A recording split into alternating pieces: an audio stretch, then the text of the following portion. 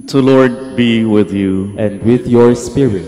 A reading from the Holy Gospel according to Luke. Glory to you, O Lord.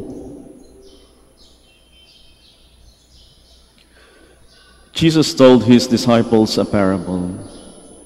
Consider the fig tree and all the other trees. When their buds bursts open, you see for yourselves and know that summer is now near. In the same way, when you see these things happening, know that the kingdom of God is near. Amen, I say to you, this generation will not pass away until all these things have taken place. Heaven and earth will pass away, but my words will not pass away. My dear sisters and brothers, the Gospel of the Lord. Praise to you, Lord Jesus Christ. Please be seated. May nakasama ako sa dating opisina na meron ho siyang sinuggest sa akin. Sabi ho niya sa akin, Father, manood ho kayo ng mga Korean novelas at mga Pinoy movies na nakakaiyak. Hindi ako dati mahilig sa Korean novelas at ng mga Pinoy movies na nakakaiyak. Kaya tinanong ko siya, bakit naman? Gusto ko lang malaman yung dahilan niya kung bakit niya sinasuggest yun sa akin. At sabi niya sa akin, 2 dahilan lang, Father. Una, para bumaba ho yung pag-iisip nyo. No? Bumaba yung isip nyo sa realidad ng buhay, lalo-lalo na sa baba, sabi niya. At pangalawa, para ho kayong magkaroon ng new purpose in life, new beginning in life. Pagkatapos mong mapanood, Father, yung isang Korean novela, ay nako tiyak, magkakaroon ka ng new purpose in life, new beginning in life. Yun po yung sinabi niya sa akin at nakonvinso ako at tila parang totoo yung sinabi niya sa akin na pagkatapos ng isang Korean novela, parang bumababa naman ho yung aking pag-iisip sa realidad ng buhay. Mas madali ho akong nakarelate sa mga tao. Lalong-lalo na kapag marami ng pinag-iisipan, mga plano, nako, pag nanood na ng mga nakakaiyak, binababa ulit yung pag-iisip ko sa realidad ng buhay. At minsan, nag-message sa akin yung dati kong kasama sa opisina. At sabi niya, Father, walang forever. Talagang walang forever. Kalokohan yung forever na yan. Nagulat ho ako sa message niya, kaya nagtanong ako, bakit mo naman nasabi yan? Sabi niya, Father, yung paborito nating love team, nagkahiwalay na. So sad, Father. Nalungkot din ako, kasi paborito nga talaga namin yun. At natanong ko sa kanya, paano na tayo ngayon yan? Sino na yung susundan natin? At sabi niya sa akin, Father, huwag kang mag-aalala. Magkakaroon pa rin tayo ng new purpose in life, ng new beginning in life. Mga kapatid, ewan ko lang kung naniniwala ko kayo, na dito sa mundo ho, ganun talaga yung buhay. Walang forever. Hindi ho pa. May simula, may katapusan, may kapanganakan, may kamatayan. At yun ho yung paalala sa atin ngayong linggo, huling linggo ho sa kalendaryo ng ating simbahan, na merong katapusan. Yung mga pagbasa ho natin ay tungkol sa katapusan.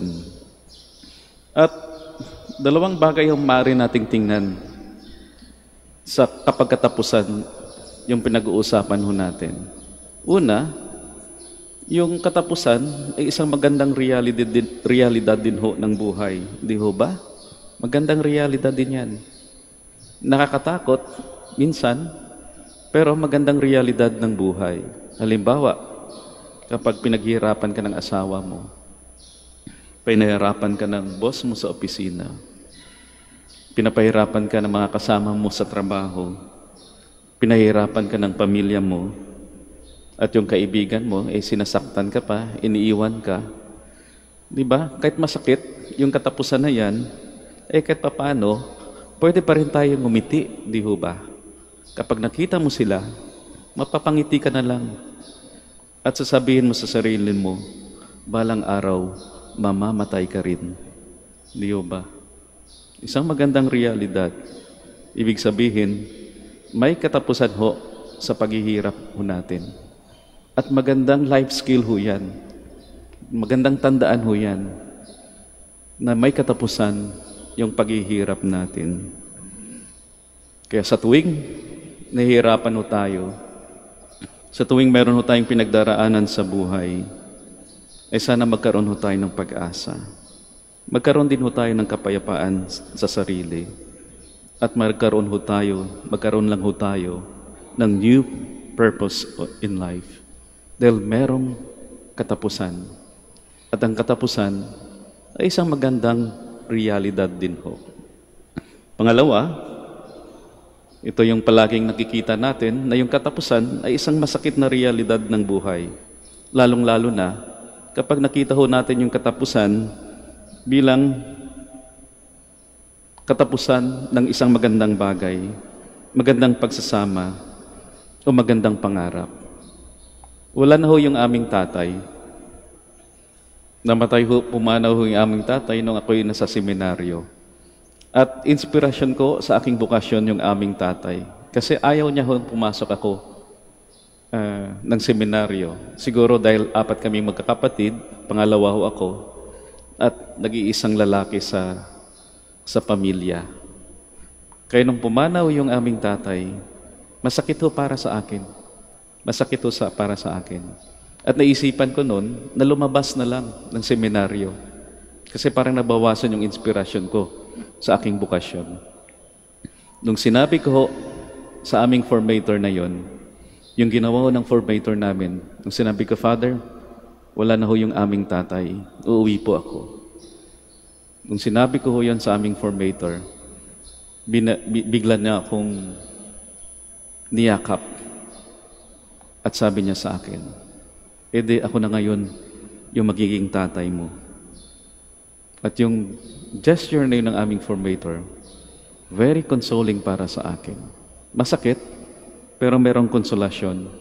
At parang nagkaroon ng bagong simula.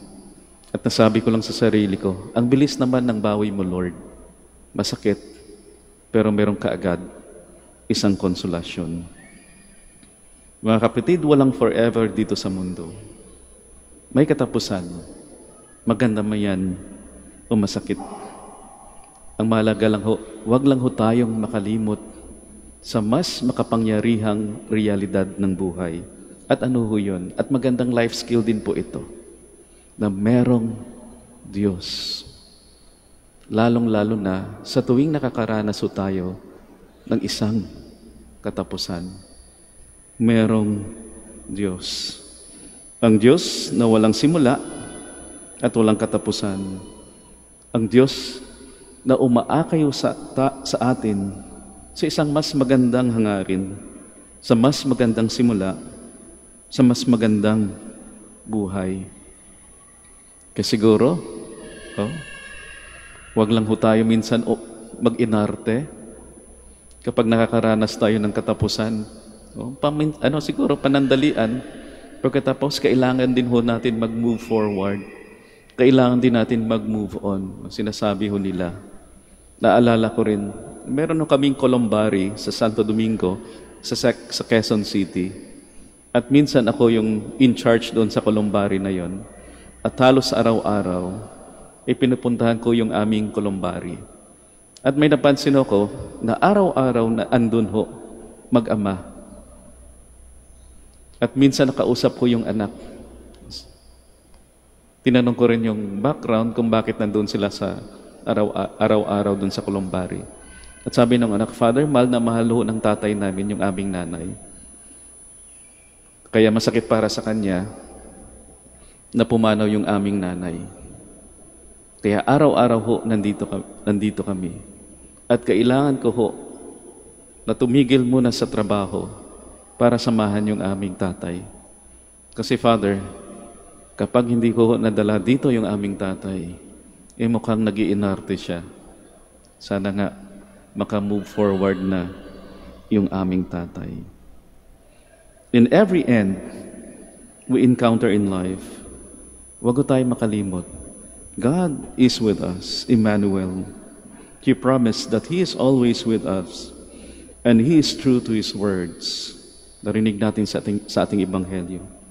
Heaven and earth will pass away, but my words will not pass away. He had come, He has come, He will come. He is always with us until the end, until our end. Walang forever, pero wag tayo mag-alala.